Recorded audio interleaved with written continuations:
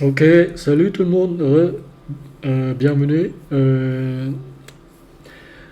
On va continuer sur notre cours sur React. Du coup, aujourd'hui, on va continuer sur la leçon 7, on peut dire ça, oui. Comme je vous ai dit, la dernière leçon, on va apprendre à faire le costume hook.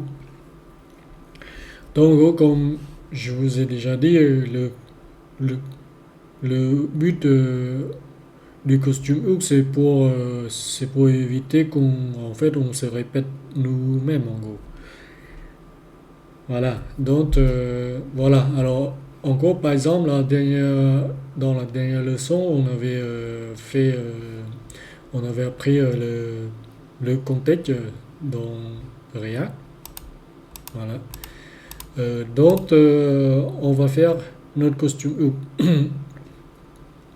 Là, je vais mettre le costume hook dans un dossier, hein, src. Là, je vais mettre, j'appelle hook, ok. Ça, c'est notre costume hook où on a fait nous-mêmes, en gros.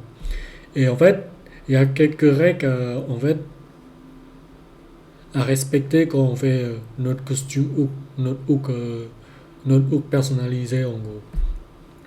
Donc, là, en fait, on va faire notre costume hook sur le. Là, vous voyez là sur le thème button, on a importé ces deux lignes et on a importé aussi ça, en gros. Vous voyez? Moi, je veux qu'on fasse notre, notre costume hook. En gros, voilà, comme ça, quand on l'a fait, en fait, il nous suffit juste euh, en fait, d'appeler ce hook n'importe quel dans notre, com- notre composant, en gros. Et donc, ça nous rend plus facile, en gros. Donc, comme je vous ai dit, il y a quelques règles à respecter quand on fait notre hook personnalisé. D'abord, la règle React en fait, qui nous dit que quand on fait notre costume hook, c'est que quand vous nommez votre hook, c'est que vous devez en fait commencer par le mot use. Ok? C'est comme eux en gros. Eux en gros, leur hook c'est use. Vous voyez là, use effect, use contact, use state. Il y a plein de use. Et nous, en gros, c'est pareil, c'est use. On doit commencer par nommer notre notre hook personnalisé par le mot use. C'est comme ça en gros, qu'il nous impose en gros, comme règle. Ok? Donc là, je vais faire un hook qui s'appelle use, c'est très simple, use theme, ok? Parce que là, on va construire notre, notre costume hook sur le thème. Donc, je vais mettre juste use theme, ok? Point JS, ok? C'est parce que en fait le use hook en fait c'est ce qu'on écrit, on ne rend pas l'affichage, donc on n'a pas besoin de mettre JS, ok? Quand vous mettez le point JS, c'est parce que vous allez créer un component de React en gros. Mais nous, dans notre hook, on, ne- on écrit juste du JavaScript en gros. Et donc, voilà, je mets juste .js, voyez? Ou euh, si c'est en TypeScript, vous mettez en point, point .ts. Ok? Donc, là, je copie ce nom. Maintenant, je vais créer ma costume hook. mets juste thème, vous voyez là. Et là, j'ai créé une fonction fléchée, c'est très simple. Je vais mettre un export default, use theme, ok. Voilà. Donc, maintenant, on va couper notre code ici en gros. Là, je coupe, vous voyez là, et je le colle ici. Je l'importe depuis mon costume hook use theme, vous voyez. Donc, là, en fait, vous comprenez très bien que dès qu'on crée notre hook, notre hook personnalisé, on peut utiliser les hooks de React dans notre hook, dans cette voilà cette fonction là en gros. Vous voyez, donc c'est très bien. Dès qu'on crée notre hook nous-mêmes, on peut utiliser le hook de React, c'est pas un souci, ok. Donc là, j'ai déjà coupé. Je vais aussi couper ça, en gros, parce que j'ai besoin. Là, après, je le colle ici. Vous voyez là. Maintenant,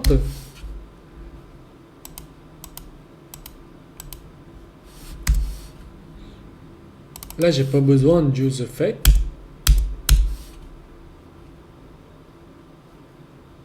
Mais en gros, d'abord, use context, oui, c'est ça. Donc, je vais en gros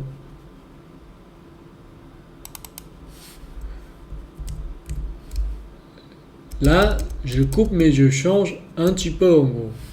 Là, je mets juste contact, ok, la variable. Et je vais mettre juste un console log pour voir en gros, pour vous montrer en gros, ok. Maintenant comme là j'ai besoin de ça, je vais déjà commenter parce que sinon j'aurai des erreurs parce qu'on n'a plus le code il avait été ici en gros. Donc je l'ai commenté pour l'instant pour éviter des erreurs. Même là j'ai des erreurs. J'ai un use effect. Ah oui, c'est vrai parce que j'ai besoin de use effect. Donc il faut que j'importe, oui. Parce que le use effect c'est à part de rien. Voilà. Alors qu'est-ce que oui, j'ai besoin aussi de thème. Vous savez quoi, là je vais juste mettre un commentaire pour l'instant pour éviter l'erreur. Même celle-là aussi, j'ai plein d'erreurs là. Je vais mettre un commentaire voilà, carrément sur pour éviter l'erreur. Après, je vais le décommenter pour vous montrer, ok. Voilà. Maintenant, supposons que là, en fait, bon, ça c'est autre chose. C'est pas un souci, c'est un style. C'est pas grave. Là, en fait, dans notre thème button, on n'utilise pas encore le hook qu'on avait en fait customisé. Vous voyez là, juste thème là. Donc, ben, rien ne change, ok. C'est comme à l'origine. Maintenant, supposons on veut l'utiliser, ben, maintenant on l'importe, ok. Là je fais juste import, comme c'est un export default, j'ai pas besoin de mettre dans des accolades, ok. Je mets juste use theme et là en fait mon VS Code il m'auto-complète. Là je clique dessus, là c'est bon, j'ai un juste thème, ok. Maintenant je l'utilise, ok. Là, je peux faire ça. Et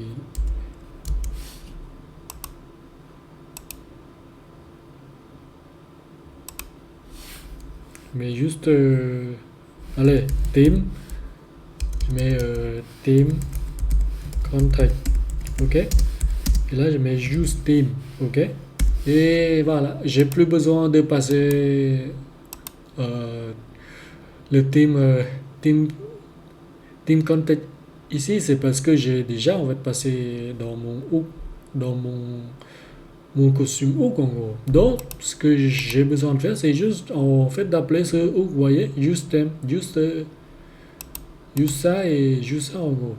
On l'importe dans le composant qu'il a besoin d'utiliser ce contexte.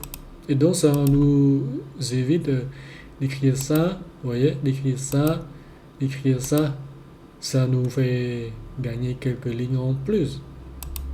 C'est toujours bienvenu, vous voyez. Donc, là, ok. Là, j'utilise ce hook. Et là, vous voyez, là j'ai ce hook, vous voyez. Là. Et donc, pour refaire marcher notre, notre, notre code qui a besoin de toutes ces variables et les, la fonction ici qu'on a besoin là, ben soit je peux faire ça en gros, je peux faire team point ça, vous voyez, point team point, je peux vous prouver que ça marche. Là, si je décommente, on va revenir. Maintenant, si je fais team, team, voilà, team contact, point team, là, je recopier pour éviter de réécrire. Là, pareil. Point ça, et ça, point ça, et ça, point ça. Je crois que c'est bon. Alors, il a dit team is not defined, oui, parce que j'ai utilisé ça aussi. Ok, il y a un autre endroit que j'utilise encore, je crois. Voilà, ça. Alors, cannot read property of undefined. Oui, c'est normal. Donc, pourquoi c'est normal? C'est parce qu'on a. Je dois en fait vérifier d'abord si le contexte il n'est pas undefined, vous voyez. Donc, ici, on devait vérifier, sinon on n'aura pas l'affichage. Parce qu'en fait, quand React il rend l'affichage, puis il a besoin de. Parce qu'en fait, au début, notre variable qui contient toutes ces propriétés, il est undefined en gros. Donc, il faut que je vérifie d'abord. Là, je fais juste si. Là, je peux faire ça en gros. Si mon contact il est undefined, je vais mettre juste. Voyez, là, je vais mettre juste return. Je vais mettre un console log. Pardon. Log. Je vais juste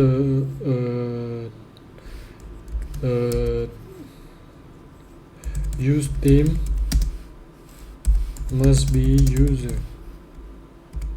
On peut dire ça, mais must be user in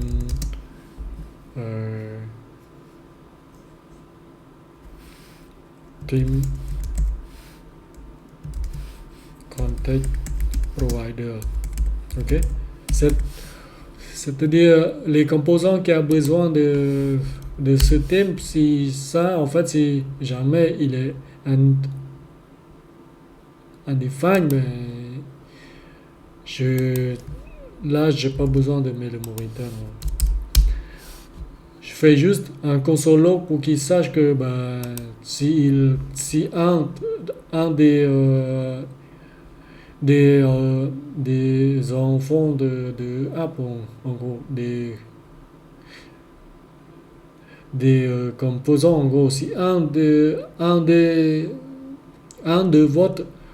votre composant, il utilise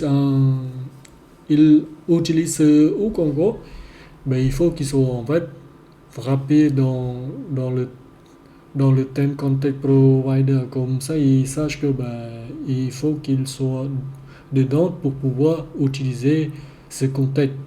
Ok? Ça, c'est un contexte, c'est à part le costume hook. Ça, c'est juste pour que nous-mêmes, on ne se répète pas. Ok? Alors, alors j'ai toujours l'erreur. Il a dit cannot read property. Attends, je crois que j'ai utilisé un thème comme ça quelque part, je crois. Theme, use theme.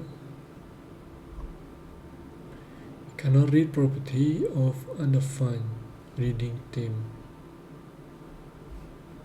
Contact theme.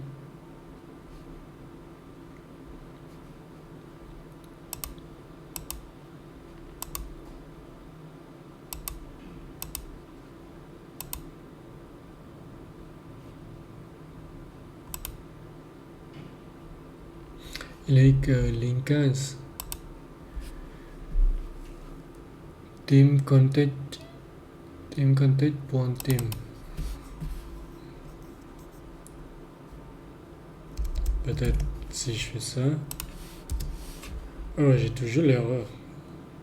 Là, là, je débug l'erreur. Voilà, vous voyez.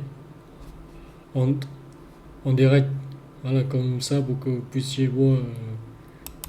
Quand on développe, on a toujours des erreurs voilà, qui s'affichent. Soit dû aux malcompréhension sur certaines choses. Moi-même, vous voyez, malgré j'ai travaillé en entreprise pendant presque 3 ans et j'ai toujours voilà, j'ai toujours l'erreur et donc on est parti à la chasse des erreurs. Oui. Alors, cannot read property of undefined reading theme at theme button. Alors, est-ce que j'ai bien... Ok. Pourtant, j'ai bien le contexte qui est là. Attendez juste... Ah oui, je vois... Il faut que je retourne. C'est ça l'erreur, vous voyez là? Retourne contexte. Après que j'ai vérifié si le contexte il est undefined, vous voyez? Là, je check if the contact. Là, je vais vous mettre un commentaire pour que vous puissiez voir. Check if the contact is undefined. Undefined, oui. Undefined. C'est comme ça, undefined, oui. Voilà. Or null, vous voyez. Voilà. Maintenant, on a... Voilà. Là, je vous débug l'erreur en direct, vous voyez. C'est pas un souci. C'est comme ça, la vie d'un dev, c'est que dès qu'on a l'erreur, ben, il faut qu'on part à la chasse de cette erreur, c'est tout. Donc, voilà, vous voyez, il faut retourner. Et là, je mets juste un console log pour voir, vous voyez. Là, je le décommande, c'est pas un souci. Mais si jamais vous voulez savoir qu'est-ce que cette variable qui contient notre propriété, vous voyez. Voilà.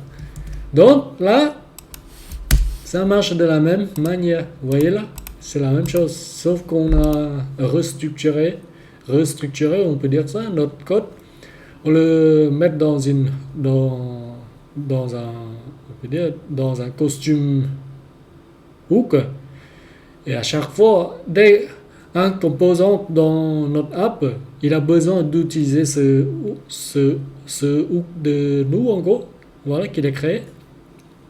Il n'a qu'à appeler cette hook là, vous voyez, use theme, Et ben voilà, il utilise use thème et puis, et là, je peux faire ça, vous voyez, thème point, non, thème contact point thème point handle chain thème, vous voyez, mais je peux très bien déstructurer, déstructuring, faire la déstructuring de JS, vous voyez, là, il suffit que je mets juste là, je veux utiliser quoi? Je veux utiliser thème,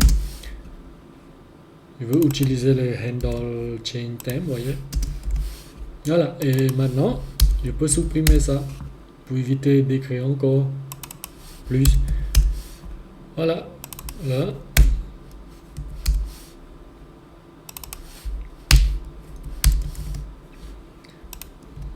Je crois que j'ai ça, oui, parce que cette variable, elle n'existe plus. Donc, là, j'ai besoin juste le thème qui est dans le useEffect, c'est parce que j'utilise juste thème là. Et voilà, vous voyez, ça remarque de la même manière. Ah, pardon, thème contact, oui, il y a encore, j'ai pas totalement supprimé. Voilà, vous voyez? Et donc là, notre hook, ça marche de la même manière. Et que, supposons vous utilisez ce contexte dans un autre navbar. Supposons que vous avez un sidebar ici et que vous avez besoin qu'on clique sur un bouton pour changer de thème là en bas, là, vous voyez. Ben juste, il suffit juste que vous faites ça, vous faites cette ligne là, vous importez ça et ça, vous voyez. On a juste deux lignes à importer dans notre composante et ça rend la vie beaucoup plus simple. Voilà, ça c'est le custom hook, vous voyez. Donc la règle c'est très simple, c'est dès qu'on crée un custom hook, bah, on utilise le mot use. On commence par le mot use. Vous voyez, use theme, use fetching data ou use peu n'importe ce que vous avez en tête en gros de créer votre costume hook. Vous voyez. Et si vous travaillez avec Google Cloud, voilà, comme Firebase, vous avez votre Firestore, tout ça, vous pouvez créer une collection de costumes hook.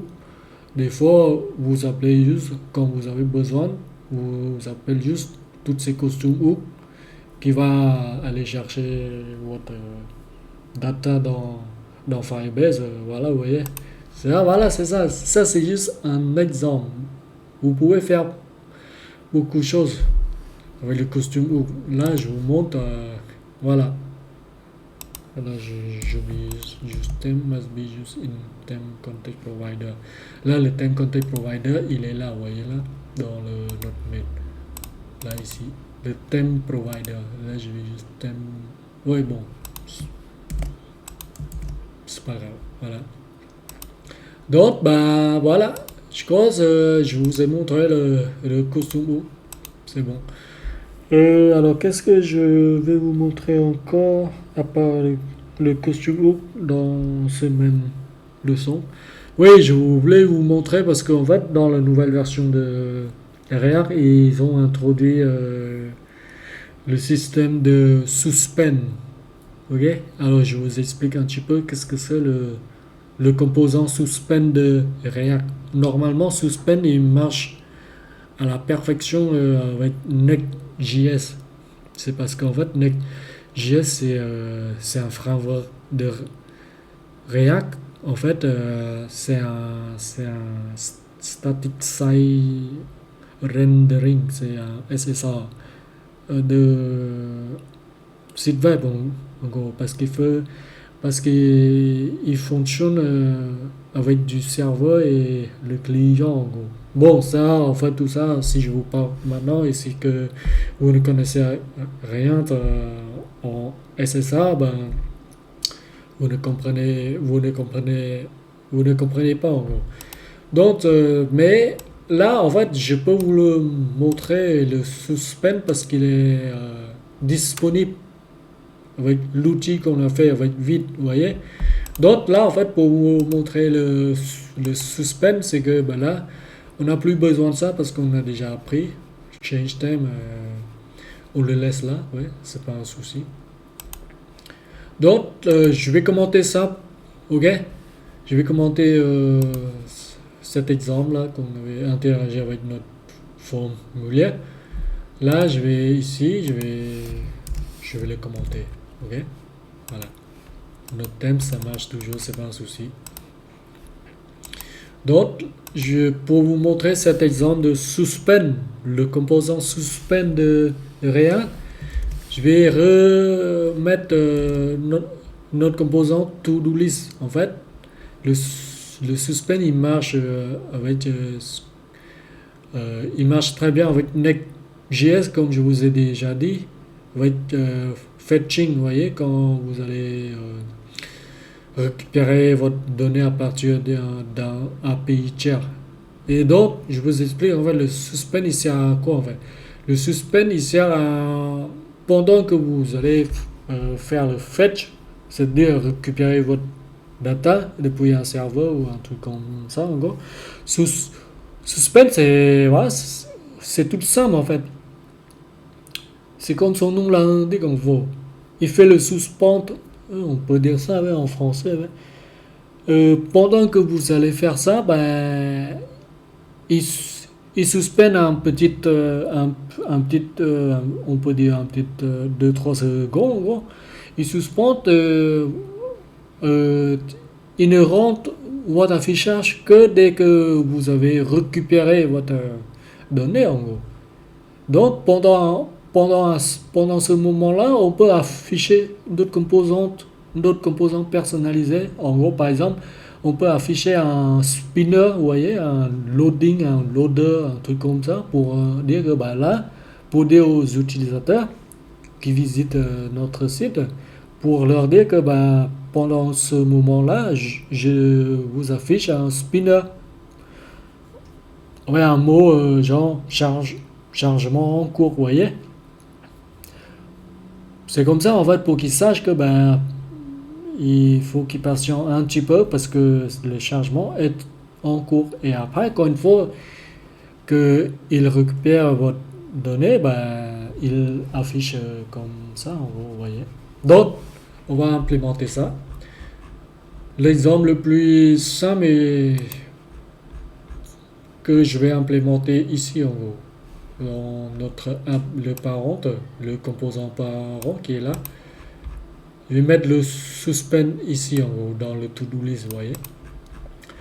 Il y a juste une petite particulière là, comme je vous montre ce composant vite en fait.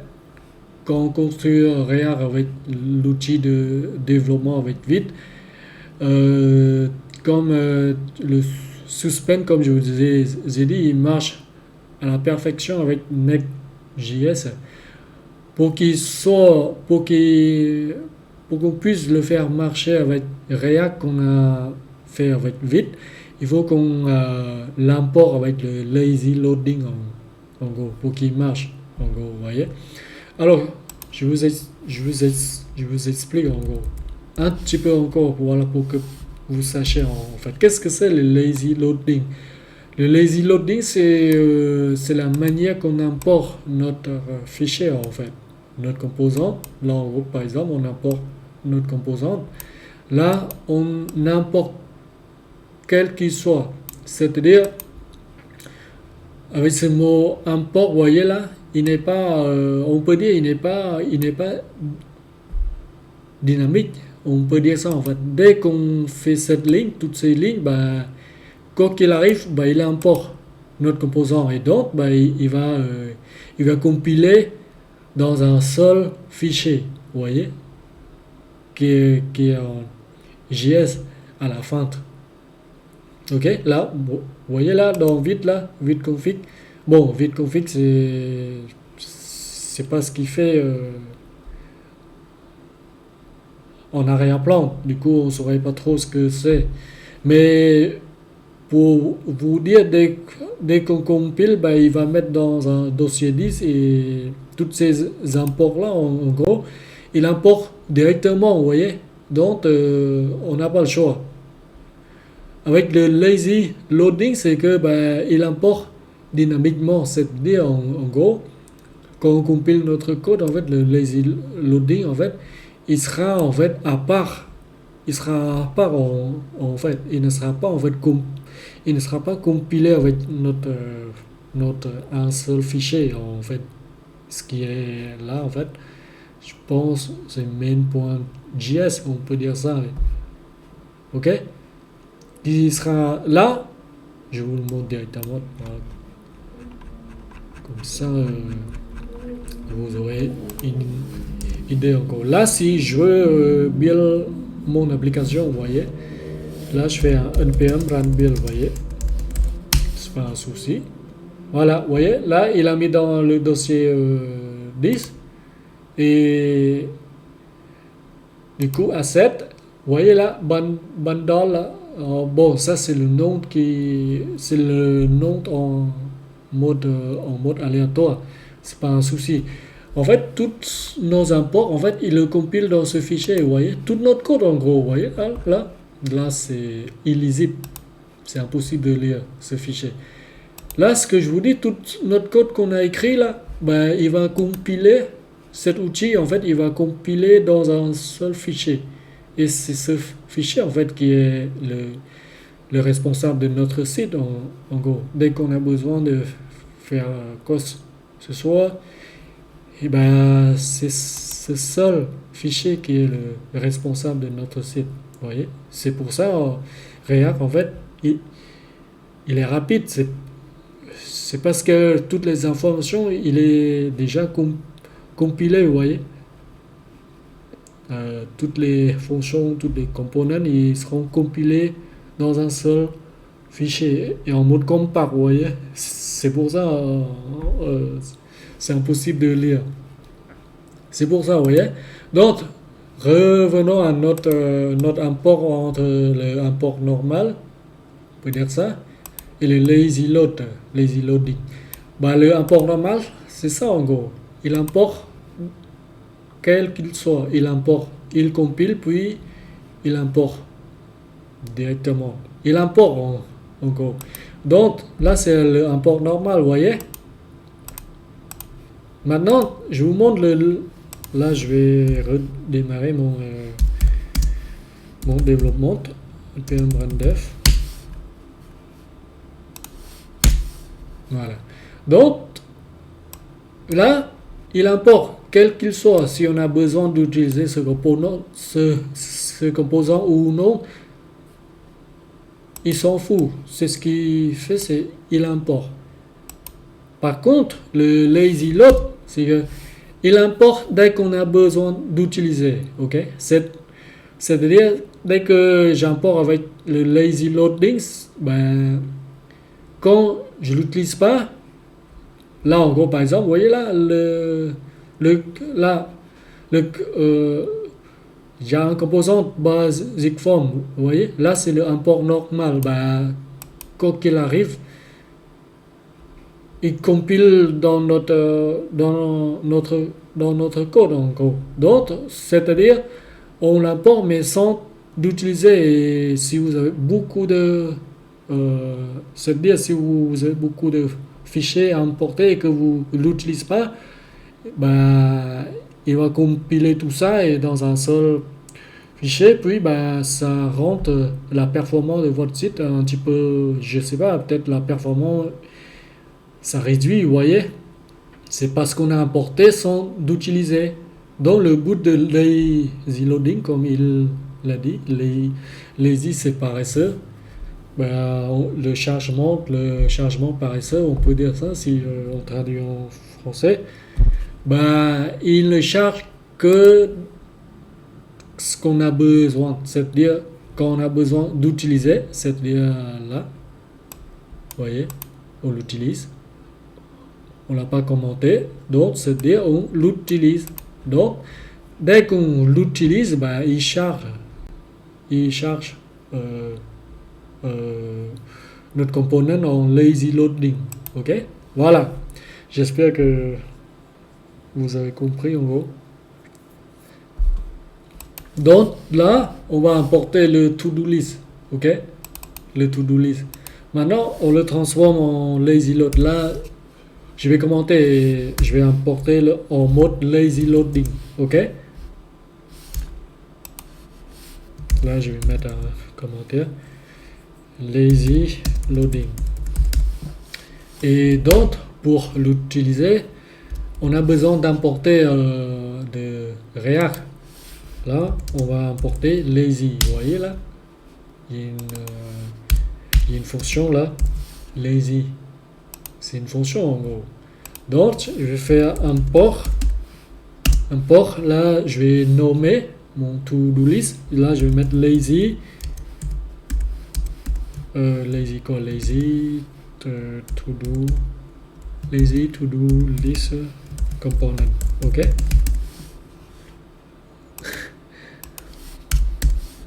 Ok, lazy to-do list component. Donc là, je vais importer, je vais mettre lazy, vous voyez là. Ah oui, pardon, j'ai mal fait. Je dois mettre dans une variable. J'ai mal fait. Là, je vais mettre lazy, vous voyez là. Bah, cette fonction, il a besoin d'une autre fonction en gros. C'est une fonction fléchée en gros. Là, je vais faire ça, vous voyez là. Et là, j'utilise le mot import, ok, de la même chose. Donc, là, je peux faire ça en gros. Là, je peux faire ça. Là, je peux le copier et je vais mettre ici en gros.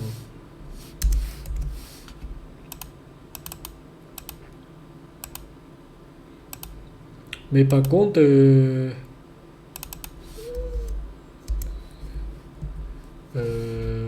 pardon. Parce que le mot import, en fait, on peut faire ça en fait, pardon. Import, je crois que c'est ça, voilà. Pardon. Il faut que je mette dans le string. Voilà, vous voyez, là c'est fait. C'est ça en fait la syntaxe, c'est que vous déclarez dans votre variable votre, votre, votre component qui sont lazy, on peut dire ça. Après vous appelez cette fonction lazy que vous importez de React, la librairie, puis vous faites vous appelez via la fonction qui va exécuter cet import en gros. On peut dire ça, ouais. Parce que import en fait là en fait il réagit comme une fonction, vous voyez. Là vous mettez le chemin de votre composant qui est toujours voilà point slash component, vous voyez. Et là on a notre lazy load. Et là je l'ai remplacé. Là je vais commenter. Je vais mettre pardon. Je vais mettre notre component qui est lazy load. Ok, vous voyez là. Là c'est bon. On a chargé notre to-do list en mode lazy, c'est-à-dire notre code il se compilera le nécessaire. Si on l'utilise, il se compilera avec notre component. Si on l'utilise pas, ben non. Vous voyez? Et en gros, comme ça nous fait gagner la performance de votre application. Donc là, revenons sur le suspend. Parce que le but, c'est de vous montrer le composant suspend de React. Et en même temps, je vous montre aussi cette approche d'importer des fichiers, votre composant, vous voyez, via le lazy loading. Ok. Donc, pour utiliser le suspend, comme je vous ai dit, ben, j'importe toujours de React. Vous voyez là, en fait, React, il reconnaît, c'est un composant suspend. Donc, suspend, dans notre cas, il va marcher avec notre lazy load. Ok. Quand vous utilisez Next.js, tout ça, vous n'avez pas besoin de faire ça en gros. Ok. il marche direct, mais dans notre cas, il faut qu'on importe comme ça en gros. C'est parce que dans Vite, ils n'ont pas implémenté ça, il faut qu'on implémente nous-mêmes en gros, il me semble, hein. Et dans Next, ils ont tout déjà en fait implémenté en gros avec le lazy loading. Vous n'avez pas besoin de faire ça en gros. Donc là, ce que je fais, bah, comme c'est un component qui accepte le children, bah, je fais ça, voilà, tout simplement. Vous voyez? Et là, je vais le wrapper, on peut dire ça, je vais le englober mon composant, le lazy to-do list, ok, component, dans ce suspend, dans ce composant suspend de React. Et donc, pour venir que bah, pendant le chargement, je vais mettre peut-être on peut dire ça, allez, un peut-être chargement en cours, ok, pour que l'utilisateur il sache, ok. Donc le bout de suspend c'est ça en gros. Donc là, je vais mettre, j'ai une propriété qui s'appelle fallback. Le fallback c'est comme il a dit en gros, c'est fallback, ok. Là, il a dit fallback react 3 to show, ça c'est en anglais. To show when suspend child react, vous voyez là, react lazy load, c'est ce qu'on a fait là. C'est pour ça, vous voyez.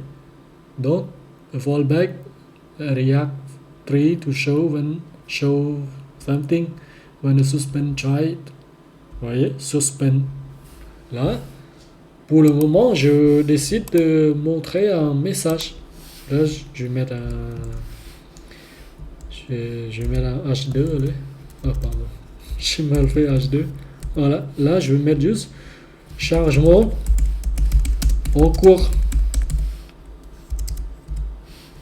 Je vais mettre 3 pointes.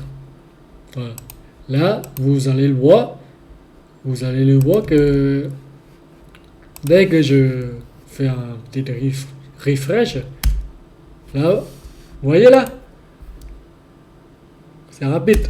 Mais là, vous voyez ici là, vous voyez là, voilà, changement en cours avec 3 points. Donc, ça montre que ça a marché le suspend dans notre cas parce qu'on a utilisé le lazy loading, vous voyez.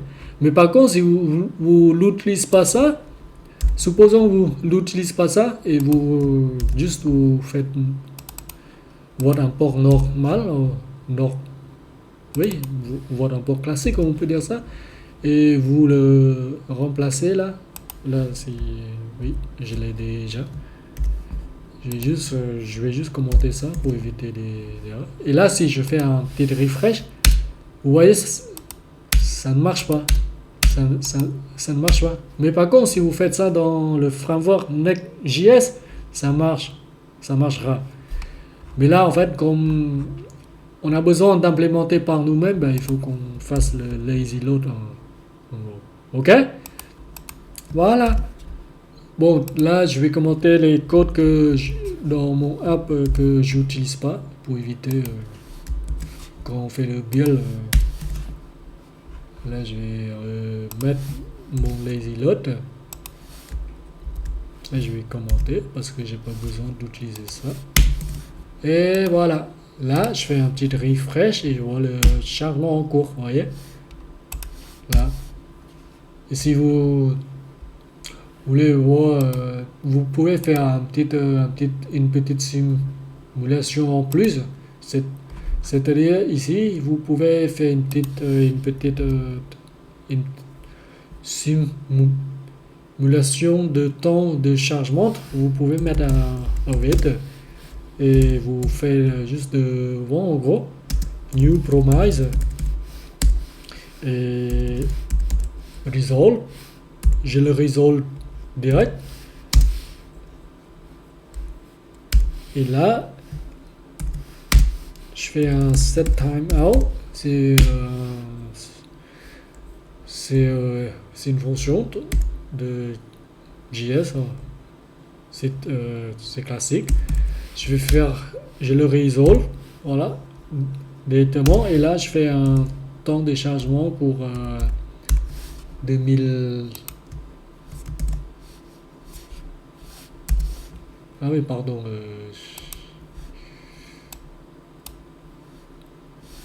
Je peux pas en fait utiliser en fait dans Use Effect. Il faut que je fasse une fonction là qui est là, mais pour éviter ça, je mets ici en gros carrément. Donc, je crois que c'est ça. Ah oui, excuse-moi, je crois que j'ai perdu la tête là. Voilà, c'est ça. Parce qu'on sait, pour utiliser ça, il faut qu'on soit dans ici tout simplement. Oui. Donc là, je suis en train de simuler la durée de temps de chargement pour qu'on voit beaucoup plus, euh, ouais, beaucoup plus long notre message de suspend en gros. Ici, vous voyez. Là, si je fais un refresh, euh, attendez, c'est juste, ouais, je vais mettre là, je vais mettre ici, je pense.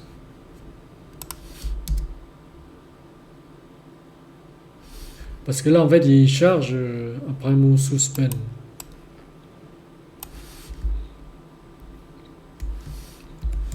Peut-être parce que j'ai mal mis. Attendez juste.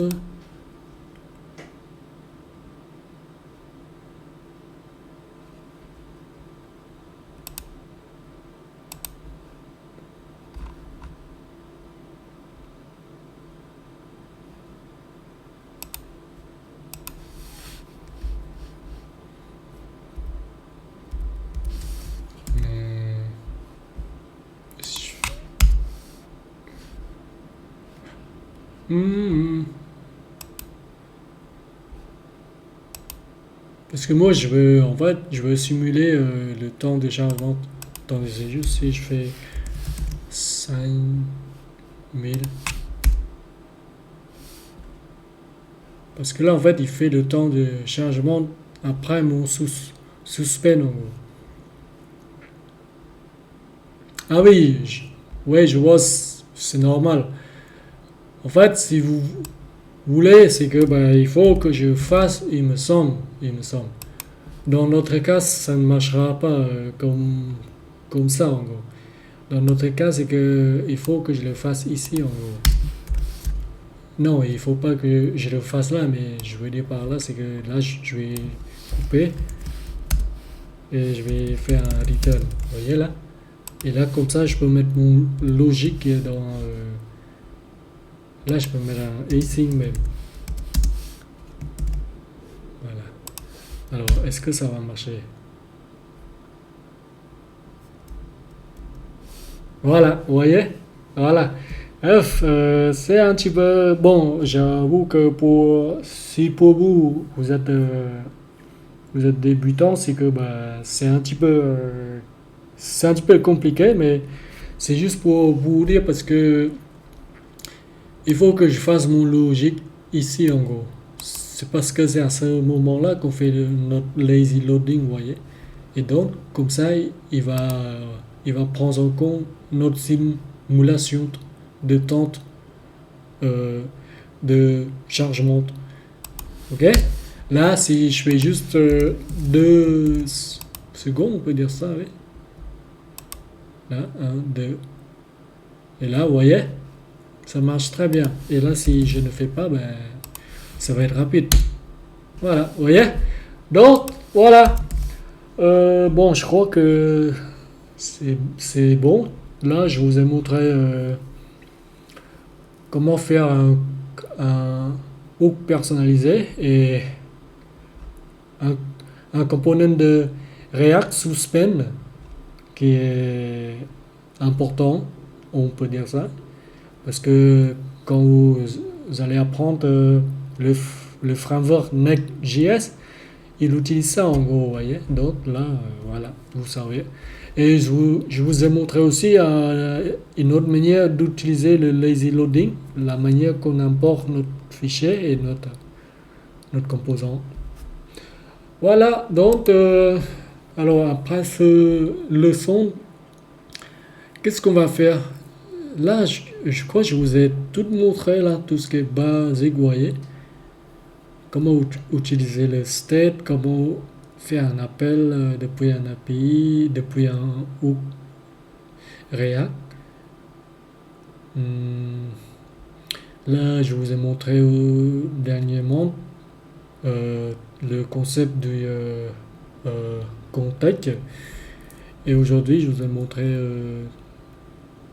euh, le suspend, le lazy load, c'est quoi encore? Le costume hook, ouais. Je crois, là, pour vous dire, vous avez vu les basiques de React. Je, je peux vous dire ça. Après ça, vous pouvez construire votre application que, voilà, en gros, que vous souhaitez, en gros. Et donc, je crois, je vais finir ce cours parce que je voulais pas vous montrer les autres, euh, les autres fonctionnalités de React qui est beaucoup plus avancée et que là, dans notre cas, on ne peut pas les faire parce que React, dernièrement, dans sa dernière version, il nous a montré, il a implémenté une espèce de euh, le server component et le client component, le composant pour le serveur et le composant du client, vous voyez. Mais là, dans notre cas, je ne peux pas vous montrer avec notre application que je vous montre tout ce qui est basique en gros. Parce que vite, il ne supporte pas. Là, en fait, il ne fait pas le serveur component, vous voyez, pour que je puisse vous montrer la dernière implémentation dans la dernière version de React. Donc, je ne pourrais pas. On peut on peut apprendre ça, on peut apprendre en gros tous ces concepts qui sont pour moi beaucoup plus avancés. Donc, encore une fois, on va apprendre Next.js. Ok? Mais là, pour vous dire que vous avez appris les basiques de React. Ok? Donc, je pense que je vais terminer ce cours. Je ne voulais pas aller plus loin encore parce que ça, c'est les basiques en gros. Ok? Donc, je vous dis que je vous retrouve dans une, on peut dire dans une autre série de courses. Peut-être euh, la prochaine, je sais pas encore, je vais voir. Oui. Et donc, c'est possible, je vais vous faire un tuto sur d'autres technos, mais c'est toujours en JS, en JavaScript ou même en TypeScript même. Pourquoi pas. Ok? Et donc voilà. J'espère que bon, vous avez pu apprendre des vous avez pu vous, vous avez pu comprendre ce que je vous ai partagé en gros. Et j'espère que voilà, j'espère que vous vous connaissez bien. Voilà. Et n'hésitez pas à vous abonner ou liker si vous souhaitez, bien sûr. Oui. Et donc, on se retrouve dans les prochains cours ou les prochains tutos, bien sûr. Ciao, ciao.